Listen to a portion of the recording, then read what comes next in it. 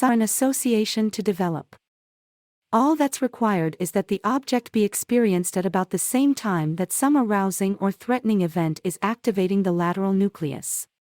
Remember, neurons become connected when they're firing at the same time. The association-based language of the amygdala is what creates many of the emotional reactions you experience.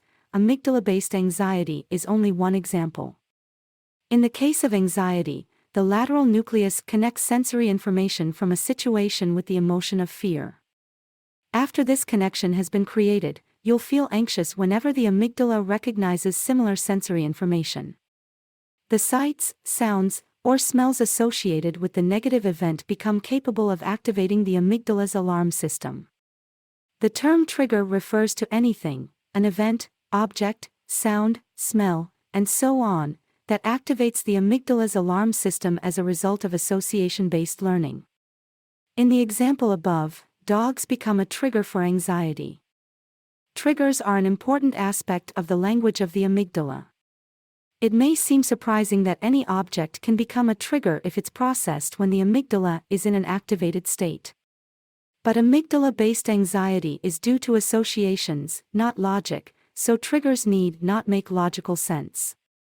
Here's an example that illustrates how association, not cause and effect, governs amygdala-based anxiety. Josefina was presenting a teddy bear to her grandson, who was running happily toward her.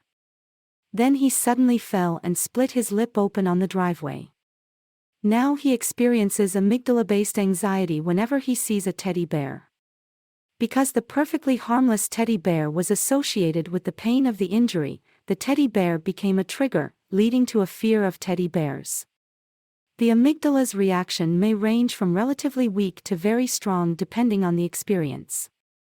For example, you might have a mild dislike of a certain type of food that was associated with a negative experience, such as egg salad that you ate during a stressful family picnic. On the other hand, if you once ate pancakes when you had an illness that later caused you to throw up, you might find that, even years later, just the smell of pancakes makes you nauseous. Before you get the idea that you might be better off without your amygdala, remember that its role is to protect you. In addition, it produces positive emotions due to association-based learning. For example, if your special someone gives you a necklace as a gift, you'll experience feelings of warmth and love for your partner. Later, when you see the necklace, the association formed between the necklace and the emotion of love will make you experience warm, affectionate feelings again. Had the necklace not been paired with a loved one, it would simply be another piece of jewelry. Many positive emotional reactions are produced by the amygdala, so you wouldn't want to get rid of it. In fact, if two people have had different experiences, they can have completely different reactions to the same object, thanks to the language of the amygdala. One of the authors, Catherine, has affectionate feelings for Daddy Longlegs because she frequently encountered them while picking her favorite red raspberries in her grandmother's garden. She has been known to gently pick up Daddy Longlegs and take them out of her home, much to the horror of her co-author, Elizabeth, whose amygdala reacts to Daddy Longlegs as though they're frightful. Exercise: identifying amygdala emotions in your life. Can you think of harmless situations or objects that elicit amygdala-based anxiety as a result of the association-based language of your amygdala? Have you ever been puzzled by your reaction to something or someone you had no good reason to fear or dislike? Also consider whether you've ever experienced unexpected positive emotions in response to someone or something. These emotional responses could be a reflection of the language of the amygdala. On a separate piece of paper, list examples of both positive and negative reactions. Remember, the items you list for either category need not make logical sense. For example, you may have a negative emotional reaction to the scent of lilacs and a positive emotional reaction to lightning storms. The amygdala's reactions aren't logical. As you can see, amygdala-based emotions aren't rational. They're based on associations, not logic. Consider Beth, who was sexually assaulted while a specific Rolling Stones song was playing. After the assault, whenever Beth heard the song, she felt intense anxiety. Obviously, The Rolling Stones song had nothing to do with the sexual assault, it was just a coincidence that it was playing when the assault occurred. Nonetheless, Beth's amygdala responded to the association between the song and the assault, an extremely negative event.